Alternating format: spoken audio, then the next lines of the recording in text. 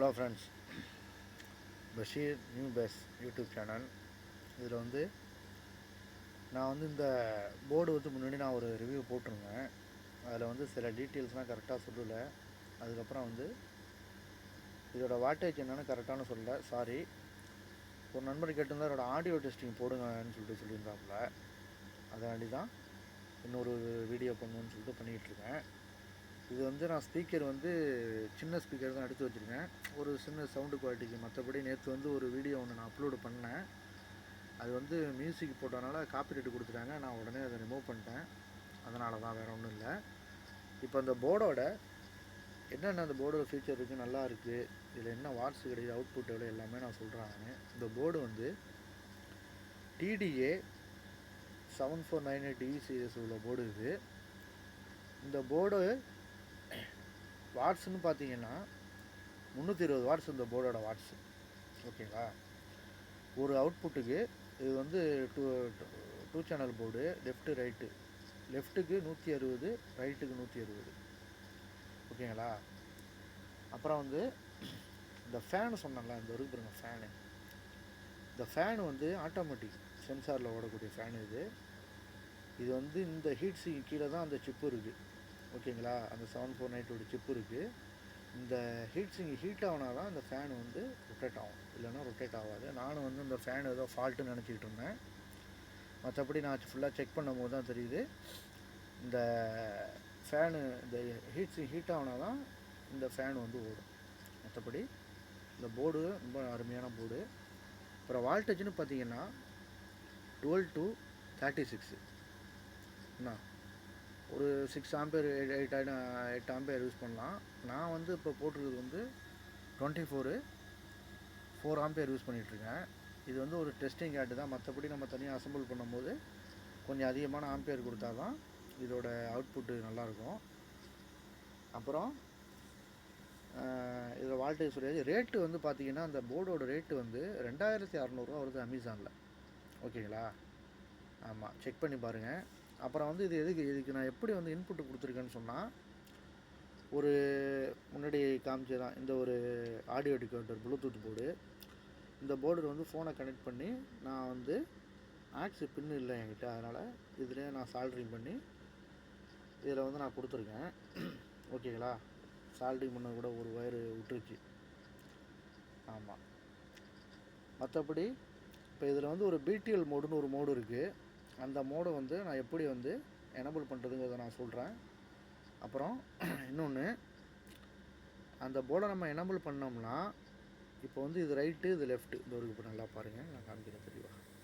Right left இருக்குல்ல, இந்த right லெஃப்ட்டில் நம்ம ரெண்டு ஒயர் கொடுத்து ஒரு ஸ்பீக்கர், ஒரு 10 இன்ச் ஊஃபர் நம்ம லோட் பண்ணணும்னு சொன்னால், இங்கே ஒரு ஒயர் எடுக்கணும் ப்ளஸில், இதில் மைனஸில் ஒரு ஒயர் எடுக்கணும்.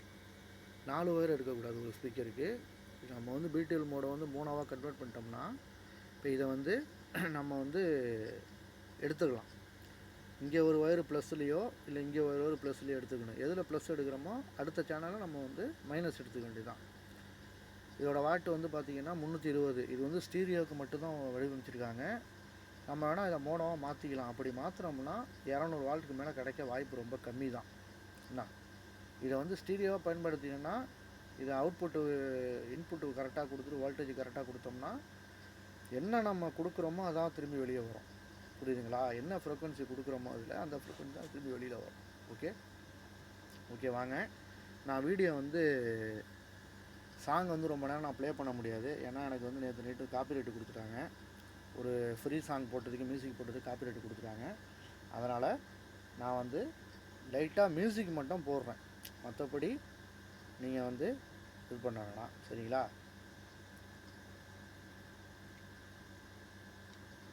அப்படியே இருங்க, மியூசிக் மட்டும் நான் போட்டு விட்றேன் பாருங்கள். சவுண்டு கொஞ்சம் வச்சுக்குவோம்.